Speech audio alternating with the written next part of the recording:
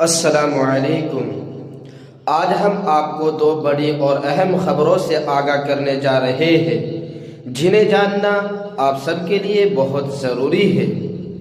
एक खबर है मुजफ्फरनगर से जो फ़िलहाल सोशल मीडिया पर वायरल हो रही है कि एक मुअज्जिन जो फजर की नमाज के लिए अजान देने के लिए गए और उनकी मारपीट। गाली देगा नु कह रहा लगा पाकिस्तान में पढ़ियो अजान, गाली देगा बोले कहना पिछवाड़े में घुसा दूंगा इसके। सुबह ये हुआ कि मैं अजान पढ़ के बाहर निकला तो दो पुलिस वाले पहले मौजूद थे यहाँ पे। फिर उन्होंने पता नहीं किसी बुलाया फ़ोन करके, नहीं तो बाहर से दरोगा आए बाहर से। तो मैं यहाँ से गेट में ताला लगा लेना था उसका गले का। तो कह लगा अजान किसने पढ़ी? मगा जी मैं हूँ। तो उन्होंने कहा कि अजान क्यों पढ़ी? मगा जी पहले से परमिशन है हमारे पास तो यहाँ पे। तो बोले परमिशन दिखाओ। तो परमिशन यहाँ से लग रही थी गेट पे, तो उन्होंने पाट के उखाड़ दी। कहला परमिशन नहीं है अब जा। तो उन्होंने फिर परमिशन फाड़ के मुझे ले जाके इससे मार पीट के। क्या कहा परमिशन के बारे में, क्या कहा? तो परमिशन देकर कहा कि अल्लाह ऐसा वहीं रख लो जहाँ रखनी।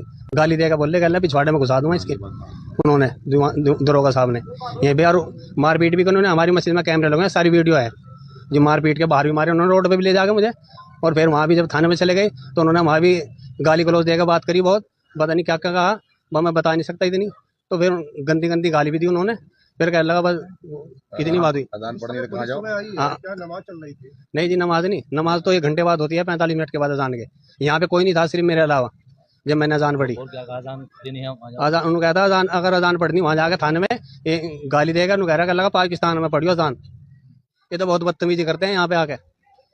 यही आया ऐसा दरोगा जो बदतमीजी करते हैं। और दूसरी वीडियो जो बहुत ज़्यादा वायरल हो रही है वो है वंदे मातरम को लेकर हजरत मौलाना अरशद मदनी दामत बरकातुहुम ने क्या कहा। में पूजने की बात आती है, जबकि इस्लाम में अल्लाह के सिवा किसी की इबादत जायज नहीं। मदनी ने याद दिलाया कि संविधान का दफा 25 हर इंसान को अपने धर्म पर चलने की आजादी देता है और दफा 19 उसे यह हक देता है कि वह अपनी राय बेखौफ होकर रख सके। यानी किसी को भी ऐसा गीत गाने पर मजबूर नहीं किया जा सकता जो उसके धर्म के खिलाफ जाता हो। उन्होंने यह भी बताया कि रविंद्रनाथ टैगोर ने सन 1937 में वंदे मातरम के सिर्फ पहले 2 हिस्सों को अपनाने की सलाह दी थी, क्योंकि बाकी हिस्से अलग अलग धर्मों के अकायद से टकराते हैं। मदनी का कहना है कि देश से मोहब्बत करना और पूजा करना अलग अलग बात है और